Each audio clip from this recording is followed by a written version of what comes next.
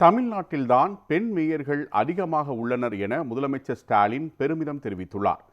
திருப்பூர் மாவட்டம் பல்லடத்தில் நடைபெற்ற திமுக மகளிர் அணி மாநாட்டில் பேசிய அவர், விடியல் பயணத்தால் புதிய வாய்ப்புகளை தேடி ஏராளமான பெண்கள் பயணம் செய்கின்றனர் என கூறினார்.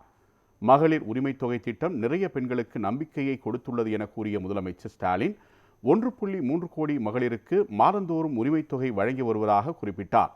தொடர்ந்து பேசிய அவர், மகளிரின் சுமையை குறைக்கத்தான் காலை உணவு திட்டம் அமல்படுத்தப்பட்டதாகவும் கூறினார். நிறைய பேர் இப்ப எதுக்கு மகளிர் மாநாடுன்னு கேட்கிறாங்க. அவங்களுக்கு நான் சொல்லிக்க விரும்புவது, பெண்களின் முன்னேற்றமே நாட்டினுடைய முன்னேற்றம். பெண்களின் வெற்றியே சமூகத்தின் வெற்றி. அடிமைத்தனத்தை பிரேக் பண்ணி பகுத்தறிவு சுடரை கையில ஏந்தி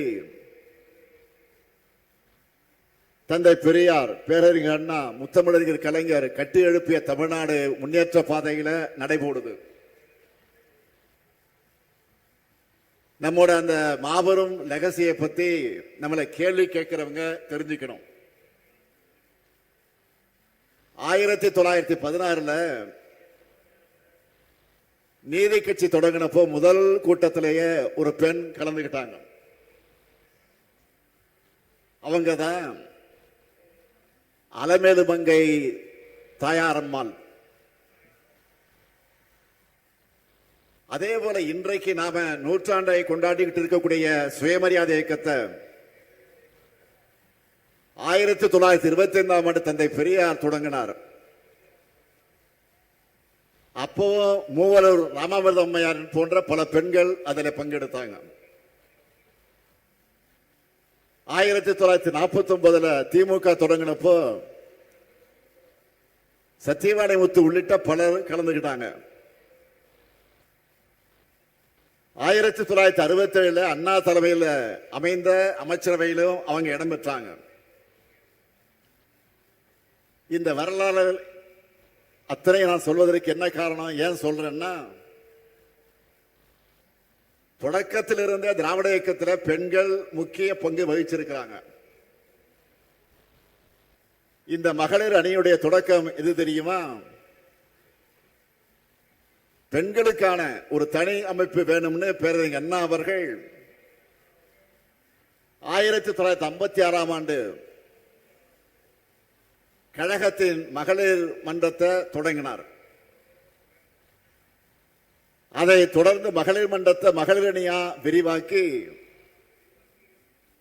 வலுவான கட்டமைப்பை உருவாக்கினார் நம்முடைய உயர்நிகர் தலைவர் கலைஞர் அவர்கள். மிகப்பெரிய மாநாடுகளையும் நம்ம மகளிர் அணி நடத்தி இருக்காங்க. அதனுடைய தொடர்ச்சி தான் நீங்க எல்லாரும். தென்னிந்திய வரலாற்றிலேயே இப்படி ஒரு மகளிர் மகாநாட்டை எந்த கட்சியும் நடத்தியது கிடையாது.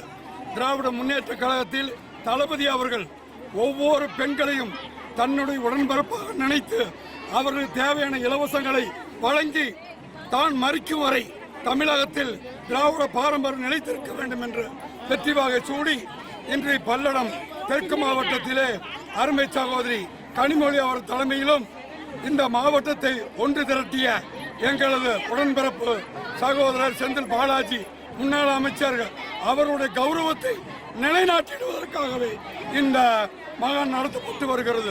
மேற்கு மண்டல தளபதி அண்ணன் செந்தில் பாலாஜி அவர்களோட டார்கெட்டே 1.5 லட்சம் பேர் வர்றதுதான். கிட்டத்தட்ட 3 லட்சத்துக்கு மேற்பட்டோர் இங்கே இருக்காங்க. உள்ள போறதுக்கு என்ட்ரி ஆகிறதுக்கே எங்களுக்கு இடம் அந்த அளவுக்கு ரஷ்ஷாக இருக்கு. ரொம்ப பிரம்மாண்டமான ஒரு ஏற்பாடு. நேற்று நைட்டு நாங்கள் ஒரு 2 மணி வரைக்கும் இருந்து எங்களோட மாநாட்டோட பந்தல் வேலைகளை முடிச்சுட்டு தான் நாங்கள் 2 மணிக்கு நைட்டு கிளம்பினோம்.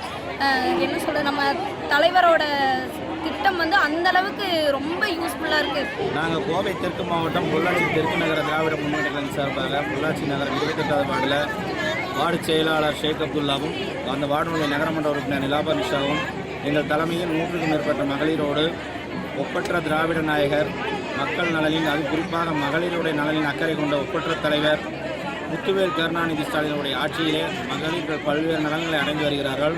அவருடைய நலன் சார்ந்த மாபெரும் மகளிர் அணி மாநாடு இன்று தளபதியாளர் தலைமையிலே மகளிரணியுடைய பொறுப்பாளர் அக்கா கனிமலருடைய மாபெரும் முயற்சியால் மகளிருக்காக ஏற்படுகின்ற மாநாட்டில் நாங்கள் கலந்து கொண்டு மிகவும் மகிழ்ச்சி அடைகிறது.